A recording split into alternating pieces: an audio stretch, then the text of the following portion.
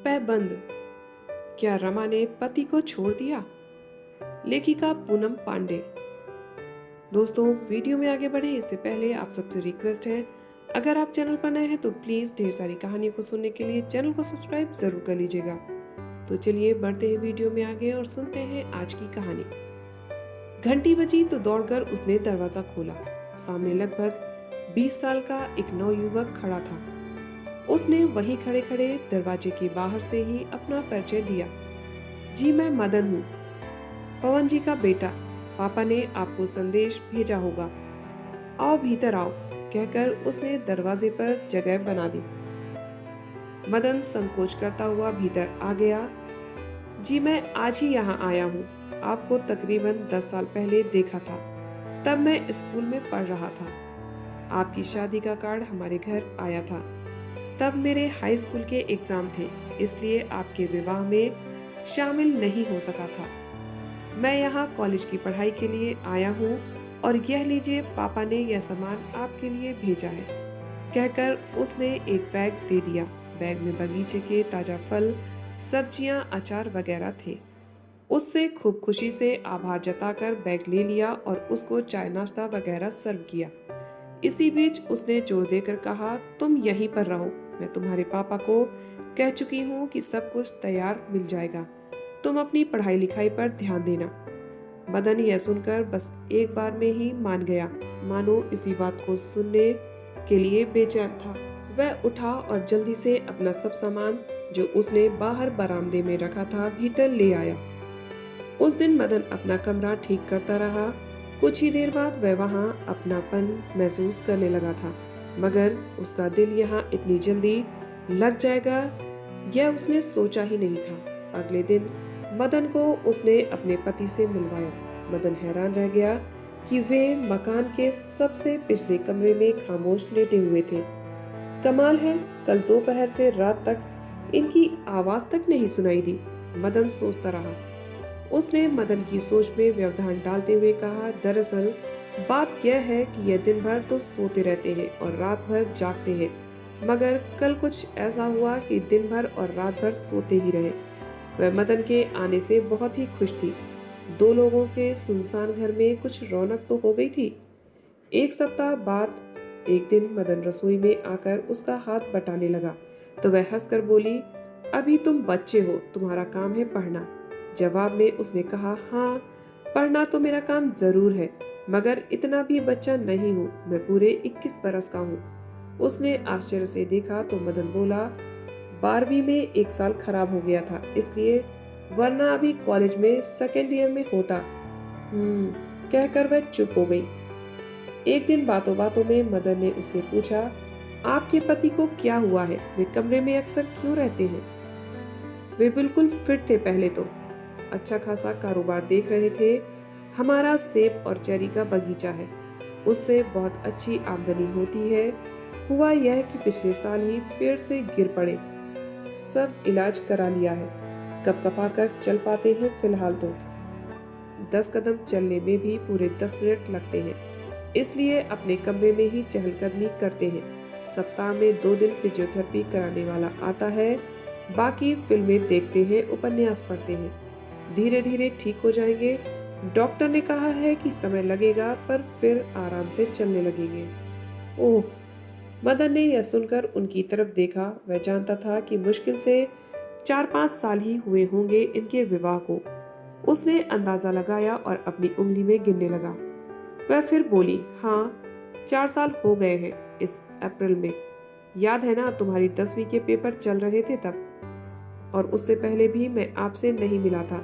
शायद 7वीं में पढ़ता था, तब एक बार आपको देखा था। आप पापा के पास कुछ किताबें लेकर आई थी। हाँ, तब तुम्हारे पापा मेरे इतिहास के शिक्षक थे और मैं उनको किताबें लौटाने आई थी। उसके बाद मैं दूसरे स्कूल में जाने लगी थी और तुम्हारे पापा मेरे अध्यापक से मेरे भाई बन गए थे।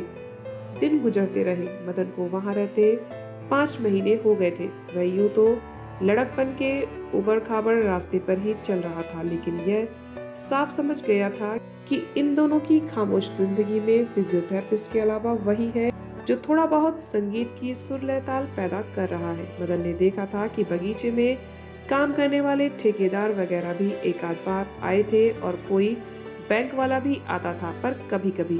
मदन आज बिल्कुल ही फुर्सत में था, इसलिए वह गुनगुनाता हुआ रसोई में गया और चट से उसकी दोनों आंखें बंद करके उसके कानों में मुंह लगाकर बोला, रमा, आज मैं कर दूंगा सारा काम। तुम इधर आओ, यहाँ बैठो इस जगह। और वह हौले हौले रमा के मुलायम, अभी अभी धुले गीले और खुशबूदार बालों को लगभग सूंघता हुआ उसको एक कुर्सी पर बैठाने लगा। लेकिन रमा उसको वहां बैठाकर खुद उसकी गोद में आसीन हो गई। दोनों कुछ पल ऐसे ही रहे, ना हिले डुले ना कुछ बोले, बस चुपचाप एक दूसरे को महसूस करते रहे। 2 मिनट बीते होंगे कि कहीं से कुछ खांसने की सी आवाज आई तो दोनों चौंक गए और घबराकर रमा ने मदन को अपने आप से तुरंत अलग किया। हालांकि मदन की इच्छा नहीं थी कि वह उससे अलग हो। मदन मन ही मन बीती दोपहर की उस मधुर बेला को अचानक याद करने लगा और उसके चेहरे पर एक शरारती मुस्कान तैर गई। रमा ने यह सब ताड़ लिया था कि वह उसके दाहिने गाल पर एक हल्की सी चपत लगाकर और बाएं गाल पर मीठा सा चुम्बन देकर उठ खड़ी हुई। उसी पल मदन भी यह फुसफुसाता हुआ कि दूसरे गाल से इतनी नाइंसाफी क्यों, अपनी जगह से खड़ा हो गया और उसके बगल में आकर काम करने लगा। रमा के बदन में जैसे बिजली कौंध रही थी। वह कितनी प्रफुल्लित थी, यह उसका प्यासा मन जानता था।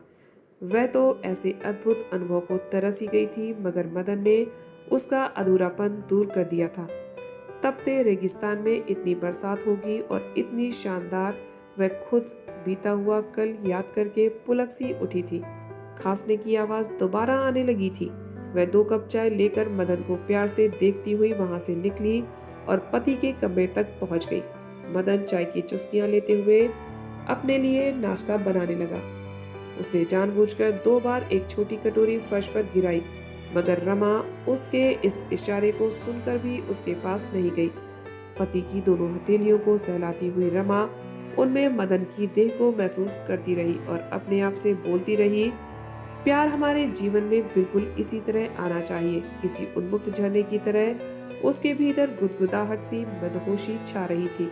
लेकिन रमा इस बात से बिल्कुल ही बेखबर थी कि पति को उसका अनजाना सा स्पर्श उद्वेलित कर रहा था। वे कल से एक नई रमा को देखकर हैरान थे। इस पूरे हफ्ते रमा ने और भी कुछ नया नया सा रूप दिखाया था। वह उनकी तरफ पीट करके लेटती थी, मगर अब तो वे दोनों बिल्कुल आमने सामने होते थे। यह वही रमा है, वे हैरान रह गए थे। उनको याद आ रहा था कि जिसको अपने पति की इतनी सी गुजारिश भी नागवार गुजरती थी, जब वे कहते थे कि रमा मेरे दोनों हथेलियां थाम लो ना। रमा कुछ सेकंड अनमने मन से उनको अपने हाथों में पकड़ लेती और फिर करवट लेकर गहरी नींद में खो जाती थी।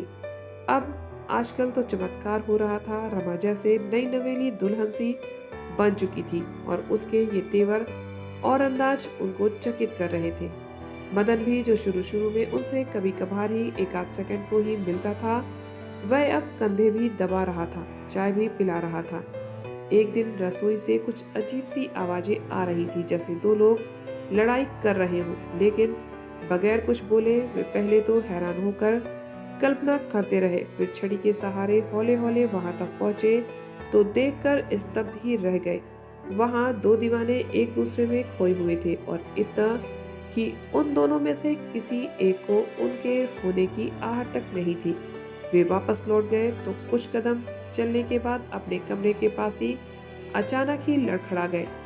खटकी सी आवाज आई। इस आवाज से मदन चौंक गया था, मगर रमा की किलकारी गूंज उठी थी।